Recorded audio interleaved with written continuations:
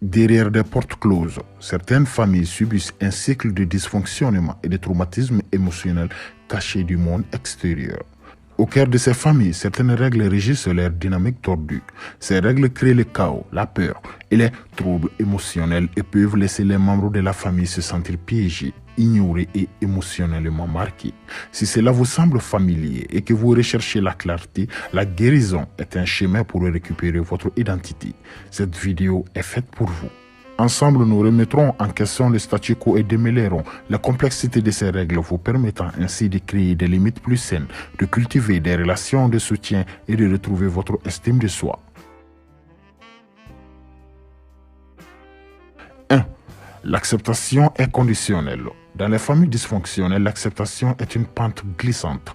L'amour et l'approbation dépendent souvent de la satisfaction de certaines attentes ou du respect des rôles spécifiques.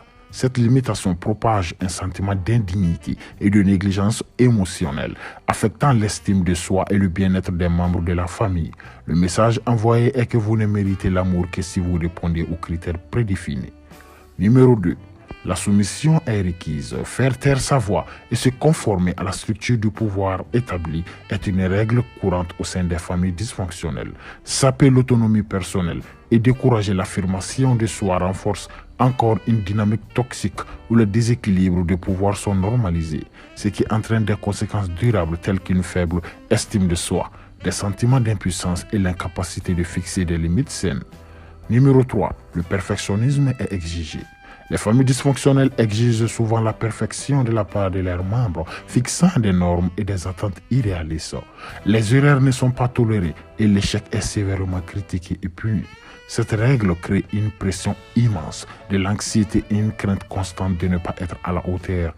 La peur et la déception font qu'il est difficile pour les individus de développer une saine estime de soi et de poursuivre leurs propres objectifs et passions. Numéro 4. La vulnérabilité est dangereuse. Dans des familles dysfonctionnelles, exprimer des sentiments, qu'ils soient positifs ou négatifs, est considéré comme un signe de faiblesse ou d'instabilité. Les émotions sont souvent ridiculisées, rejetées ou même sévèrement punies. Cette règle oblige les membres de la famille à réprimer leurs émotions, ce qui entraîne un manque de lien émotionnel et de compréhension au sein de la cellule familiale. Cela étouffe la croissance émotionnelle et approfondit le sentiment d'isolement et de solitude. Numéro 5. L'apparence est plus importante que la substance. Créer et maintenir une illusion de perfection est courant dans les familles dysfonctionnelles. L'accent est mis sur la protection d'une image irréprochable vers le monde extérieur, quelle que soit la réalité sous-jacente. Cette règle ne fait qu'encourager la honte et la méfiance. Elle impose le secret, là où les problèmes et les luttes sont cachés, empêchant ainsi les membres de la famille de chercher du soutien et de la compréhension. Numéro 6. Quelqu'un doit être blâmé pour les problèmes.